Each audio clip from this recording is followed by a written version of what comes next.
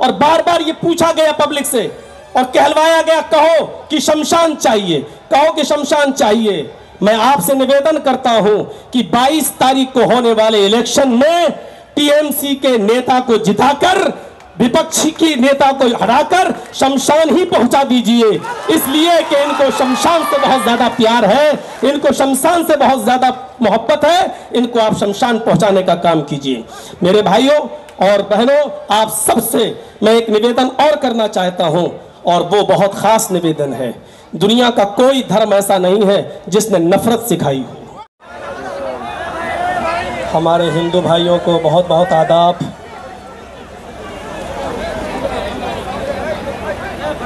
Stage पर बैठे हुए हमारे निहायत ही सम्मानित टीएमसी के कार्यकर्ता और अच्छी अच्छी पोस्ट पर विराजमान हमारे टीएमसी के महान लीडर नेता, और विशेष तौर पर ख़ास तौर पर हमारे गौतम पाल साहब जिन्होंने मुझे फ़ोन किया और मुझे यहाँ आने का निमंत्रण दिया। आज आपकी ये सभा देखकर मुझे बहुत ही ज़्यादा प्रसन्नता और खुशी हो रही है, और होना भी चाहिए, क्योंकि मैं आज तक किसी भी राजनीतिक स्टेज पर जाकर मैंने किसी नेता का प्रचार नहीं किया है। ये मेरा पहला मौका है, और मैं सिर्फ गौतम पाल के लिए यहाँ जो आया हूँ उसकी ज़रूरत मुझे सिर्फ इसलिए पड़ी क्योंकि ये जो लड़ाई हो रही है इलेक्शन की, ये लड़ाई चुनाव की नहीं है, इलेक्शन की नहीं है। ये जो लड़ाई है वो असल में सच और झूठ की लड़ाई है।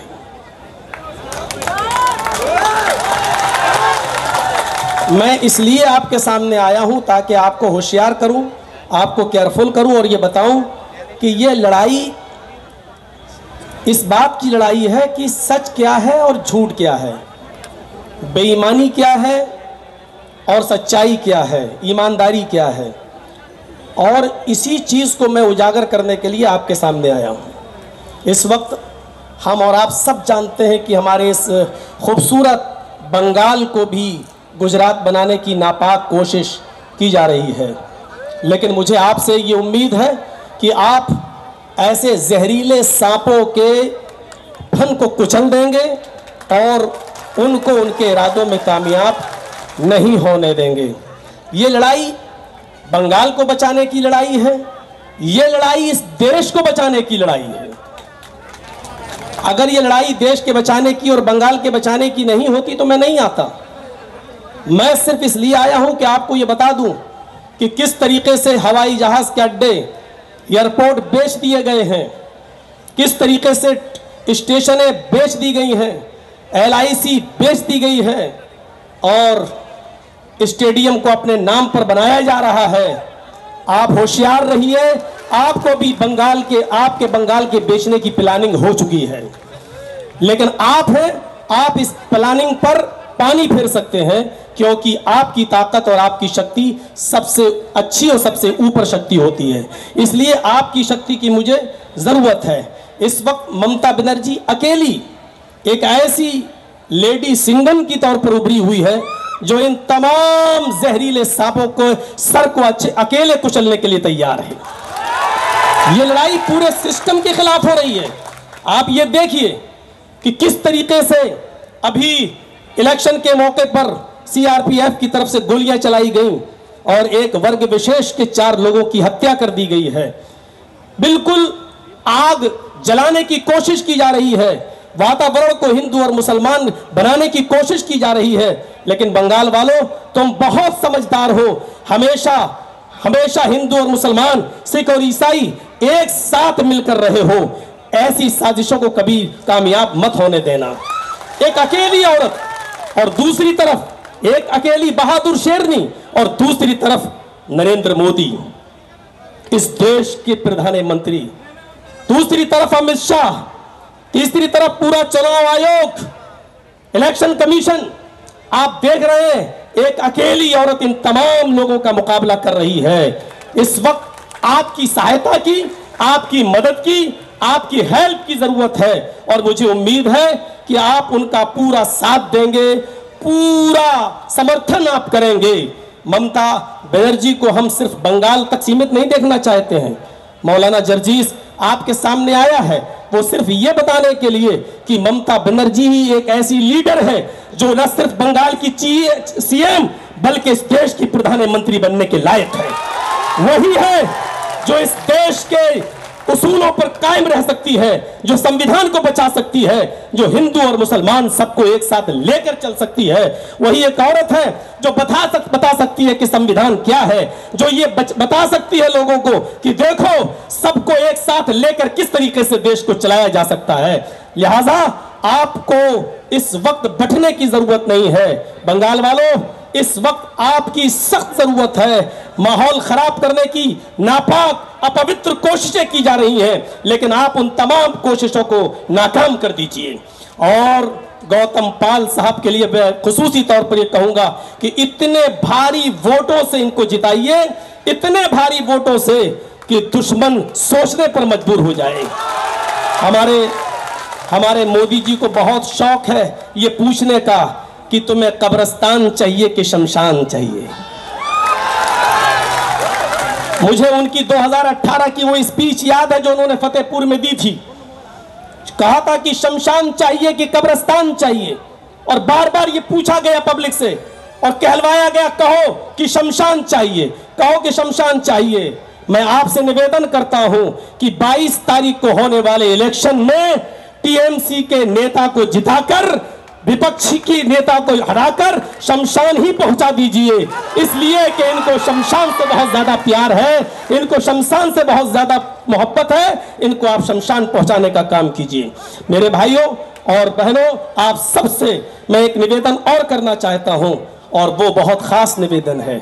दुनिया का कोई धर्म ऐसा नहीं है जिसने नफरत सिखाई हो। दुनिया में कोई धर्म ऐसा नहीं है कि जिसने नफरत सिखाई हो।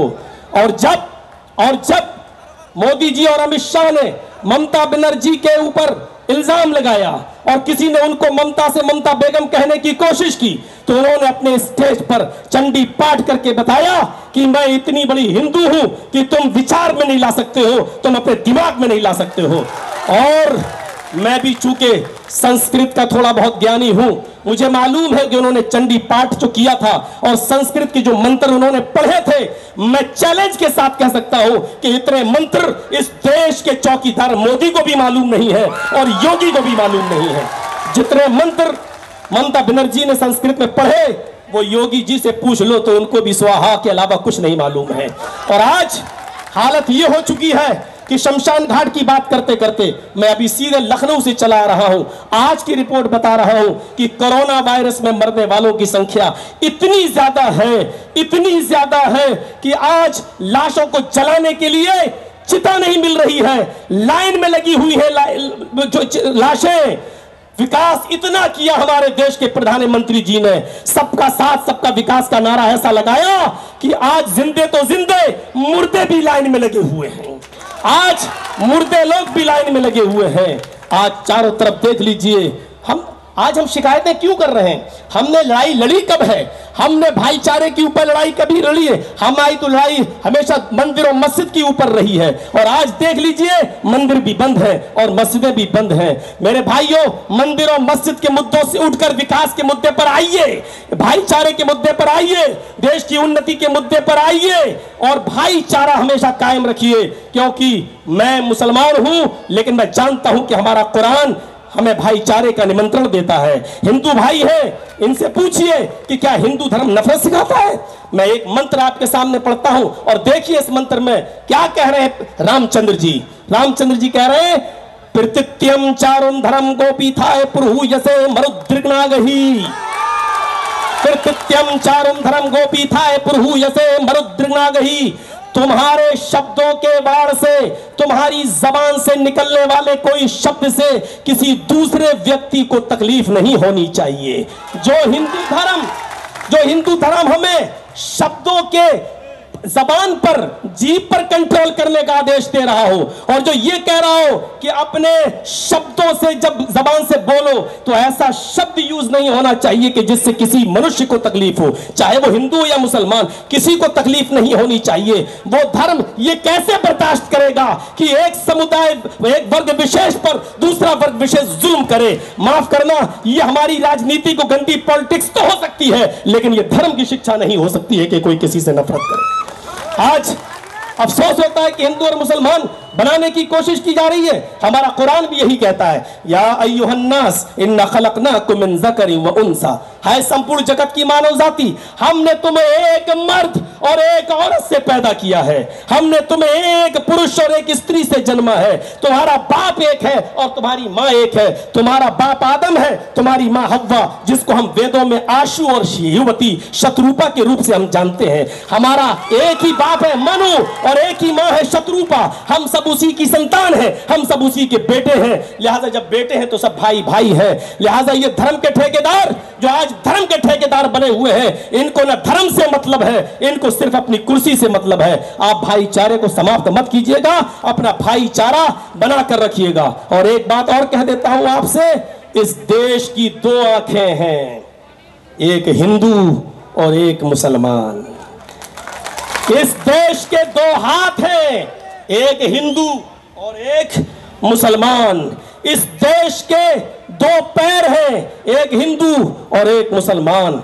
ये देश उस वक्त सलामत है जब हिंदू भी सलामत है, सुरक्षित है, और मुसलमान भी सुरक्षित है। अगर किसी एक को तकलीफ पहुंचाने की कोशिश की, अगर किसी एक को सताने की कोशिश की, तो गोया कि एक आंख आप फोड़ रहे हैं, एक हाथ आप तोड़ रहे हैं, एक पैर आप काट रहे हैं। और याद रखो, अगर इस देश में एक भी धर्म का, एक भी धार्मिक इंसान को तकलीफ हुई तो यह देश काना हो जाएगा, यह देश लूला हो जाएगा, यह देश लंगड़ा हो जाएगा। इस देश को लंगड़ा होने से, इस देश को लूला होने से, इस देश को अपाहिज होने से बचाइए, और बचाने का काम आपका है। हिंदू और मुसलमान सबको साथ में लेकर चलिए, और यह काम सिर्फ एक ही औरत कर रही है, और वो है ममता दीदी।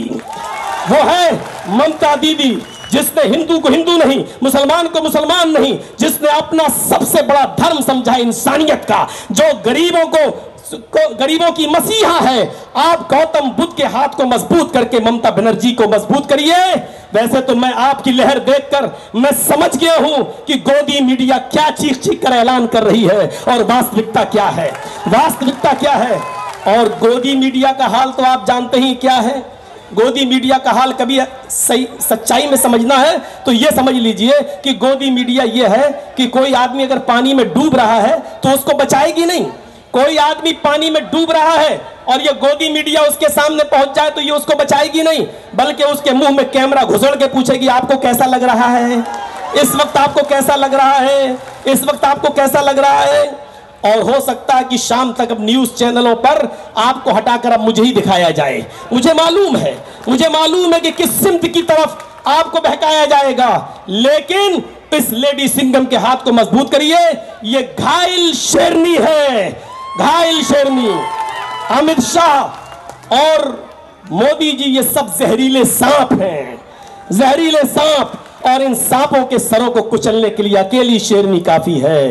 बस आपसे निमंत्रण करता हूं, आपसे अपील करता हूं कि ममता बनर्जी को मजबूत करिए और देश में भाईचारा बना रहने दीजिए। कोई खुश नहीं है इस गवर्नमेंट से, कौन नहीं जानता किसान आज कहां पहुंचे हुए हैं, व्यापारियों का आज क्या हाल हो रहा है, स्कूलों का हाल आज क्या हो चुका है। कोई भी कौम, कोई भी बिरादरी, कोई भी जात, कोई भी समूह आज बीजेपी से खुश नहीं है, सब इसको बद्दुआएं दे रहे हैं। लेकिन ममता बनर्जी के इस इलाके में आकर सेंध लगाने की कोशिश की जा रही है। आपसे मैं फिर अनुरोध करता हूं, फिर एक बार रिक्वेस्ट करता हूं, फिर आपसे अपील करता हूं। मुझे आशा है, मुझे उम्मीद है, मौलाना जर्जीस एक मुस्लिम होने के नाते इतना बोलता है कि मैंने आपकी भीड़ देखकर यह अंदाजा लगा लिया है कि आपको जिसको मारना था वो मर चुका है, आपको जिसको मारना था वो मर चुका है, और हमने जनाजा पढ़ा दिया है, हमने जनाजा पढ़ा दिया है, अब दफन करने का काम बाकी रह गया है। वो 22 तारीख को आपका है, मुझे उम्मीद है कि आप दफन कर देंगे। आप गौतम पाल को मजबूत करके टीएमसी को मजबूत करेंगे, बंगाल को बचाएंगे, भाईचारा कायम रखेंगे और ये अहद, ये वादा करके यहां से उठिए कि हम बंगाल को दोबारा गुजरात नहीं बनने देंगे और ममता दीदी को हम फिर से लाएंगे। पहले बंगाल में लाइए और फिर हम सब मिलकर कोशिश करते हैं उनको दिल्ली पहुंचाने की। बंगाल जिंदाबाद, हिंदुस्तान जिंदाबाद। सलाम।